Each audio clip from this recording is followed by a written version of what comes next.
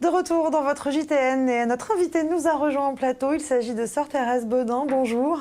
Bonjour. Merci d'être avec nous aujourd'hui. Alors vous œuvrez pour les plus démunis depuis plus de 50 ans maintenant, en Afrique, plus précisément au Congo et au Cameroun. Voilà. Est-ce qu'on peut faire un petit retour en arrière? Pouvez-vous nous expliquer comment est-ce que votre aventure humanitaire a démarré?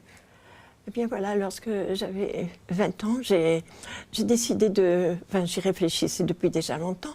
Et j'ai décidé de donner ma vie à Dieu et aux plus démunis. Voilà. Et je suis entrée en congrégation à Saint-Joseph de Cluny exactement, en 56. Et en janvier 59, on m'a envoyée au Congo, en Afrique. Voilà. Et vous ne l'avez plus jamais quitté? Non, je suis toujours restée en Afrique centrale, puisqu'en 95, j'ai été envoyée au Cameroun, dans la région des Pygmées. Voilà. Et vous apportez votre aide plus précisément dans les domaines de la santé et de l'éducation, c'est bien éducation, ça? Oui, éducation, développement. Parce que pour avoir la santé, il faut de l'éducation et du développement. Voilà. Et alors ça se concrétise comment sur le terrain, là-bas? Bon, à l'heure actuelle, on a entendu le cri de beaucoup de jeunes désœuvrés, sans projet de vie. Et bon, en tant que fille de Anne-Marie Javoué, nous avons répondu à ce cri de ces jeunes désœuvrés. Et devant toutes les possibilités de l'agriculture, de tout ce qui s'offre à nous là-bas au Cameroun, nous avons acheté quelques hectares de terrain et pour offrir à ces jeunes tout un éventail d'activités en agriculture, en élevage, pour leur montrer que la vie est là en abondance. Et c'est votre grand projet actuellement, oui, voilà. Cette école agricole. Montrer la vie en abondance et qu'on peut vivre de l'agriculture. Ça veut dire que là-bas, ils ont clairement des richesses qu'ils ne savent pas exploiter? Voilà, c'est ça. Leur grand rêve, c'est toujours de partir ailleurs, comme nous, lorsque nous étions jeunes, vers l'Amérique. Donc, pour certains, la France est un véritable paradis. Voilà pour eux. Hein. Et donc moi, avec beaucoup d'autres personnes, nous essayons de leur faire découvrir. Et ce qui est extraordinaire, c'est qu'ils sont beaucoup autour de nous, sont en train de découvrir que tout est là, c'est vrai, en abondance. Je pense à l'habitation, par exemple, l'habitat qui est très, très pauvre. Et on leur a montré, avec d'autres personnes, nous leur avons montré comment faire des briques de terre cuites. On peut faire de très belles habitations, comme en Europe. Alors, pour certains, la France est un paradis. Vous, la France, vous l'avez quittée pour œuvrer auprès de cette population. Oui. Vous auriez aussi pu œuvrer ici, dans votre pays natal. Pourquoi l'Afrique? Comment est-ce que vous vous êtes... Bon, la vie m'a conduite. Lorsque je suis entrée en congrégation, je pense que ma congrégation aussi a senti que j'avais des possibilités pour partir en mission. Et j'avais aussi des aptitudes pour m'adapter. Et on m'a dit, quand je suis partie, vous vous formerez sur le terrain. Et donc, ça m'a permis de répondre à beaucoup de cris en fille d'Anne-Marie Javoué, parce que vous savez, Anne-Marie Javoué, en se rendant à Brest pour aller en Guyane, emmenait ses filles, et elle a travaillé là-bas à la libération des esclaves. Et en passant à Alençon, elle a entendu le cri d'homme, elle a fait arrêter sa diligence, c'était en 1820, et elle a rencontré là, au moins 18 fous furieux, et elle a fait venir d'autres sœurs, et de fous furieux qu'ils étaient, elle en a fait les meilleurs jardiniers de l'hôpital psychiatrique d'Alençon. Et l'accueil que vous ont réservé les Africains lorsque vous êtes arrivés là-bas, j'imagine qu'il n'est pas toujours simple de s'adapter. C'est une population avec une culture radicalement différente de la nôtre. Oui, mais je pense que quand on est jeune, on s'adapte très facilement. Je pense que c'est important de s'adapter et de répondre justement aux besoins sur le terrain. Alors, on l'aura bien compris, hein, votre grand projet actuellement, c'est cette école agricole dont vous nous parlez. Vous en êtes où aujourd'hui? Vous êtes toujours à la recherche de dons? Bon, bien sûr, oui. Nous avons... Oui, toujours un peu, parce que notre problème, nous recevons des jeunes qui maintenant viennent vers nous, beaucoup veulent venir, mais le problème, il faut les nourrir. Et on ne peut pas les laisser au travail, ce sont des jeunes de 16, 17, 18 ans, et on ne peut pas les faire travailler toute la journée. Nous avons des gens qui viennent déjà donner des cours, puisque c'est une école familiale agricole, Donc, oui, nous cherchons quelques moyens pour pouvoir nourrir ces jeunes. Nous espérons que bientôt, le gouvernement nous apportera justement des moyens pour prendre en charge ces jeunes stagiaires, mais ce n'est pas encore là. Nous avons eu la chance d'être reconnus par le ministère de la Formation professionnelle, donc nous avançons, mais au départ, voilà.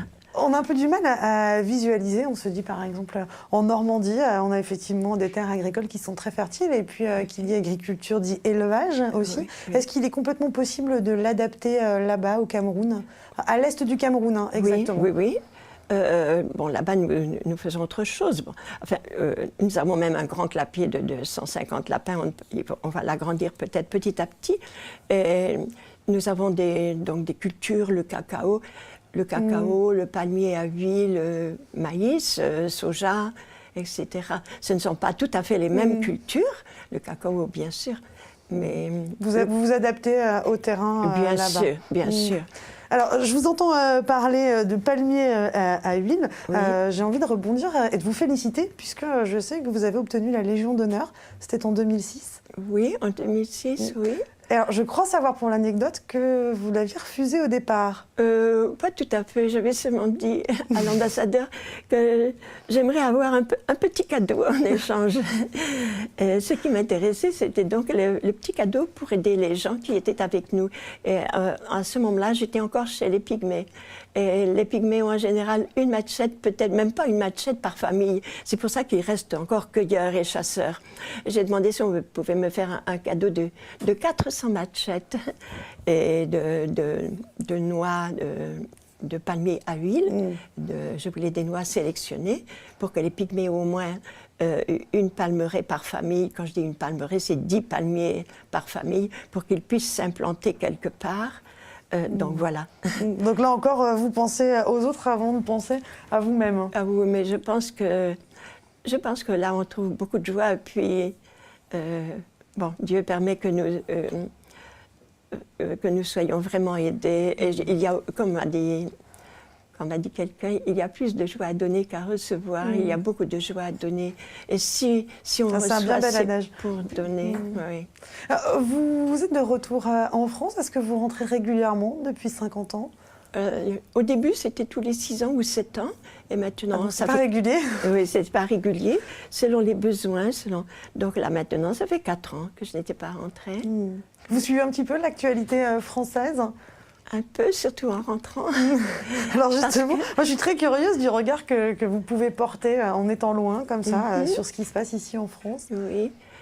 Je pense on gagnerait toujours, et il y a déjà beaucoup d'échanges entre l'Occident et entre, on dit le Nord et le Sud, entre l'Europe et l'Afrique. Et tous ces échanges sont extrêmement bons. Nous avons même à l'heure actuelle, en ce moment, 2 jeunes filles de la région de 24-25 ans qui sont venues nous aider à mettre en place des étangs dans toute la région. Donc ces échanges sont très très bons. Je pense que les richesses, les compétences donc de la France sont très bonnes pour nous aider. Oui. Dans d'autres faits d'actualité, on annonce des sommes folles. Aujourd'hui, l'affaire Cahuzac fait les choux blancs de la presse. On parle de 15 millions d'euros. Avant, c'était 600 000. J'imagine que c'est des sommes que vous trouvez effrayantes, vous qui côtoyez au quotidien des gens qui finalement n'ont rien. Oui, je trouve que c'est triste. C'est un peu triste. Je pense que ces gens-là auraient moins de soucis s'ils nous en donnaient un petit peu pour aider. Peut-être que le message va passer. Vraiment, si ces gens nous en donnaient un petit peu. C'est incroyable tout ce qu'on pourrait faire. C'est ce que je pense. Je me dis, mais c'est incroyable tout ce qu'on pourrait faire. Et ces jeunes qu'on va aider à s'installer à leur compte, parce qu'on a un projet de 40 jeunes par an. Et qu'on devrait ensuite aider à s'installer à leur compte, parce qu'il y a des terres. Mais il faut parfois au moins une houe, une brouette, je sais pas, des arrosoirs, peut-être louer un bulle pour faire une digue et aménager un étang. Donc, devant ces sommes fabuleuses. Ce qui est fou, c'est que dans les choses dont vous nous parlez, ça nous paraît presque bénin pour nous, d'ici en France. Est-ce que vous pensez qu'on oublie la chance qu'on a? Bah oui, soyez franche. Je vois parfois les gens se plaindre pour des bagatelles. Je dis que c'est un peu dommage. Mais je rencontre beaucoup de beaux aussi en France. Ça dépend des milieux, peut-être qu'on coûte. Quoi. Alors, dans les autres faits d'actualité, ça a été historique. Le pape a démissionné. Ça, j'imagine que c'est une actualité que vous avez suivie. Certains fidèles ont jugé son acte très courageux. J'aurais aimé connaître votre point de vue.